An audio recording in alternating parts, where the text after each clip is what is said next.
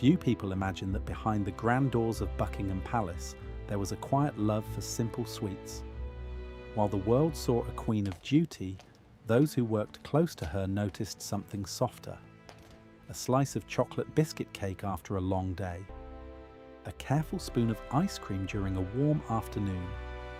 Even a small bowl of strawberries that had been picked just hours before. These small moments tell a different story. They show a woman who found comfort in familiar tastes. But why did these desserts matter so much? What did they reveal about her private world? And how did such simple treats become part of royal routine? Tonight we will look closely at 9 desserts that Queen Elizabeth could not resist. Along the way, we will uncover small habits, quiet traditions, and gentle rituals that shaped her daily life. By the end, you may see the monarchy in a warmer light. If this journey brings back memories or makes you smile, you are always welcome to subscribe and stay with us for more stories. Many viewers enjoy sharing their own family dessert traditions, so feel free to leave a comment. It helps keep these gentle conversations alive. And if you think of someone who would enjoy this, perhaps you might share it with them. These small actions help preserve stories that might otherwise fade away. One of the most beloved desserts in the royal household was the chocolate biscuit cake. It was not baked in the usual way. Instead, it was made by carefully layering broken biscuits with melted chocolate. According to former royal chefs, including Darren McGrady, this cake was one of the Queen's true favourites. She would take a small slice each day, never rushing, always measured. There is something curious here. Why would a queen with access to the finest desserts in the world return again and again to something so simple? Perhaps it was the sense of continuity. Each slice tasted the same. Each bite carried a quiet comfort. The story becomes even more interesting. When the Queen travelled, a senior chef would sometimes follow with the remaining cake so that it would not go to waste. This detail may seem small, yet it shows a deep respect for routine. It also raises a quiet question. In a life full of change, did these desserts offer a sense of control? Another favourite came from the gardens themselves. Fresh strawberries, often served during the summer months, were more than just a treat. They were tied to place. At Balmoral Castle, the fruit tasted different, richer, more alive, and staff would gather them early in the day, ensuring perfect ripeness. Yet even here, there was a gentle rule. The Queen preferred them plain, without heavy cream or sugar. This choice feels revealing. It speaks of balance, of restraint, and perhaps of a time when simple flavours were enough. As we move deeper, it is worth asking something else. Do our own favourite foods connect us to certain places? Many viewers say yes. If a dessert reminds you of childhood or family, you might like to share that memory below. These shared moments create a quiet bond between people who may never meet, yet feel connected. There was also a fondness for ice cream, especially the kind served at formal events.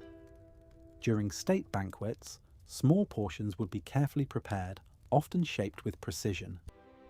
While guests saw elegance, the Queen experienced something more familiar, a cool, smooth taste that remained unchanged across the years. This brings a gentle contrast. Grand settings on one side, simple pleasures on the other. It is this balance that makes her story feel human, not distant, not unreachable, but quietly relatable. And still, there is more to uncover. Each dessert holds a small clue. Each choice reflects a habit, a memory, or even a moment in history. As we continue, these details will begin to form a deeper picture. Perhaps the most touching part of this story is not the desserts themselves, but what they represent. A steady rhythm in a life filled with responsibility.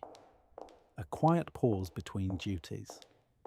A reminder that even the most public figures hold private comforts. We will soon explore more surprising choices, including one dessert linked to childhood and another tied to important moments in royal history. Some may seem ordinary at first, yet each carries a quiet meaning beneath the surface.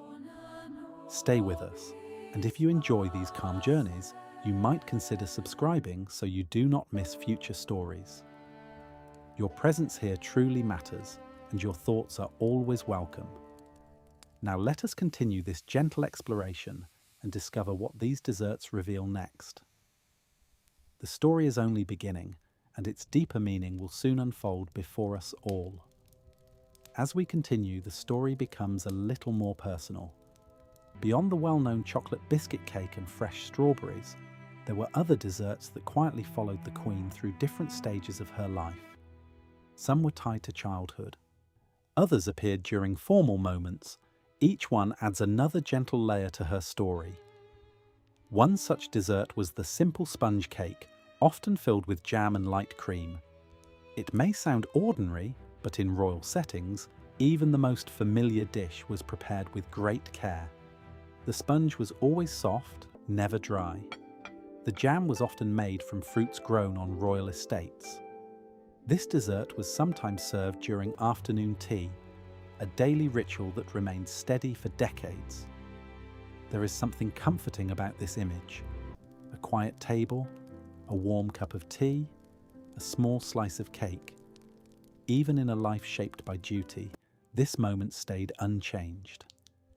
It invites us to ask a soft question. How important are these daily rituals in our own lives? Moving gently forward, we find another favourite that carried a deeper sense of history. Lemon posset, a creamy dessert with a light citrus taste, was known to appear on royal menus. This dish dates back many years in British tradition. Its smooth texture and gentle flavour made it both refreshing and calming. What makes this dessert special is not just its taste, but its connection to the past. Recipes like this were passed down through generations. In choosing it, the Queen was not simply enjoying a dessert, she was continuing a quiet tradition. It reminds us that food can carry memory, linking present moments with history. If this idea resonates with you, you might consider sharing a dish that has been passed down in your own family. Many viewers find joy in remembering these small connections. And if you are enjoying this peaceful journey, you are always welcome to subscribe and return for more reflections like this. There was also a fondness for chocolate mousse, though it was often served in a very controlled portion. The Queen was known for her discipline, and this extended even to her desserts. Nothing was ever excessive. A small serving, carefully prepared, was always enough. This detail reveals something deeper. Even in enjoyment, there was balance. It shows a way of living that values moderation, and it gently invites us to reflect. In a world that often encourages more, could there be quiet strength in choosing less? Another dessert that appeared from time to time was baked apples.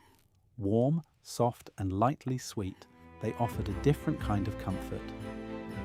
Often associated with cooler seasons, this dish brought a sense of warmth to the table.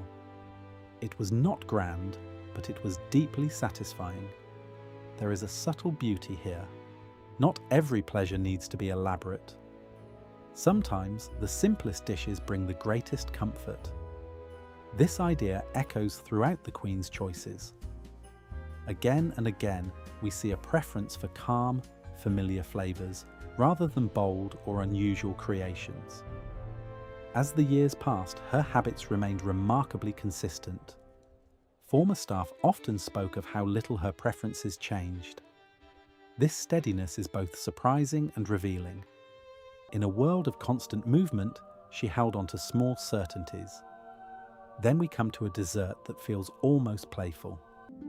Scottish shortbread, often served during visits to Balmoral, was another quiet favourite. But there was a small detail that made it unique. The Queen preferred it slightly crisp, never too soft. It had to be just right. This attention to detail may seem minor, yet it speaks volumes. It shows care, the precision, and a clear sense of preference. Even in the smallest things there was thoughtfulness. At this point, one might wonder, were these desserts simply about taste, or did they serve a deeper purpose? Perhaps they offered moments of pause, small breaks in a life that was rarely still. Another interesting choice was fruitcake, especially during the festive season. Rich and dense, filled with dried fruits, it carried strong associations with tradition and celebration. During Christmas, it became part of a larger atmosphere, one filled with family, history, and quiet reflection. This brings us to a gentle turning point in our story. These desserts are no longer just individual choices. Together they begin to form a pattern, a life guided not by excess, but by consistency, not by novelty, but by familiarity. And there is something deeply human in that pattern. It reminds us that even in the highest position, comfort can be found in the simplest things. If these moments feel meaningful to you, you might share your thoughts below. Many people find that reflecting on such details brings a sense of calm. And if you know someone who appreciates stories of history told in a gentle way, perhaps you could share this with them as well. As we move toward the final part of our journey, we will explore the last desserts on this list. These will carry us into more emotional territory, where food and memory begin to blend in a deeper way. The story is becoming quieter now, but also more meaningful. Each detail adds weight. Each choice reveals something lasting. Let us continue and see what these final desserts will show us about a life lived with quiet strength.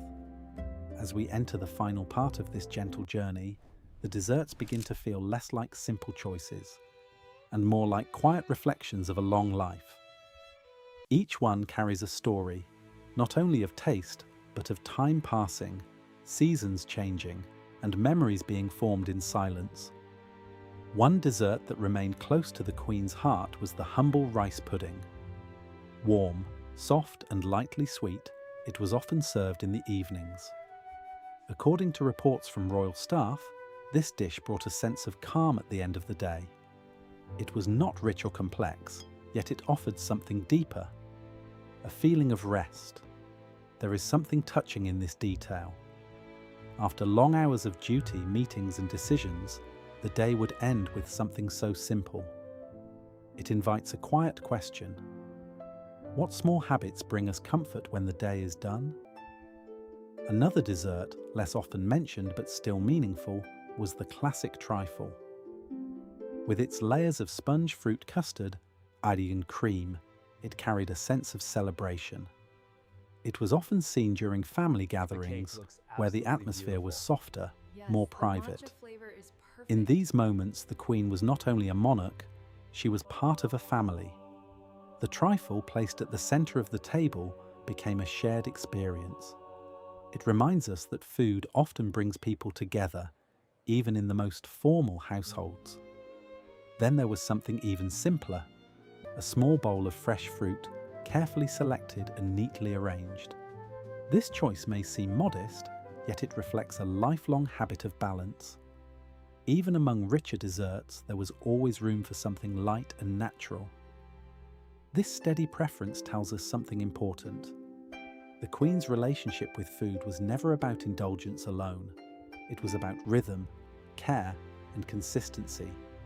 Each choice fit into a larger pattern, and one that remained stable over many years. As we reflect on all 9 desserts, a clearer picture begins to form. The chocolate biscuit cake showed her love for routine. The strawberries connected her to place. The sponge cake and lemon posset carried tradition. The mousse and baked apples revealed balance. The shortbread and fruitcake spoke of heritage and season. And now, the rice pudding, trifle, and fresh fruit bring us to something deeper. Together, they tell a story of quiet discipline and gentle comfort. A life where even the smallest details were shaped with care. There is also a soft emotional layer beneath all of this. Food often becomes a silent witness to our lives. It is present during celebrations, during quiet evenings, and during moments of reflection. For the Queen, And these desserts may have marked the passing of time in a way that words could not. As the years moved forward and the world around her changed, these small constants remained. They offered a sense of stability in a role that required constant attention. In this way, the desserts were not just treats, they were anchors. This idea brings us to a final, gentle thought. In our own lives, we also have small anchors. A favourite dish, a familiar smell, a taste that brings back a memory. These things may seem simple, yet they carry quiet meaning. Perhaps that is why this story feels so relatable. It reminds us that behind every public figure, there are private moments shaped by ordinary choices. And in those choices, we often find the most honest reflections of a person's life. As we come to the end, there is no need for grand conclusions. Yet instead, we are left with a soft image, a quiet room, a small plate, a familiar dessert, and a moment of pause in a life that was rarely still. In that pause, there is something we can all understand. Thank you for spending this time here. If these reflections brought you a sense of calm, you are always welcome to return. And if a certain dessert reminded you of your own past, perhaps you might carry that memory with you today. Sometimes, the sweetest stories are the simplest ones.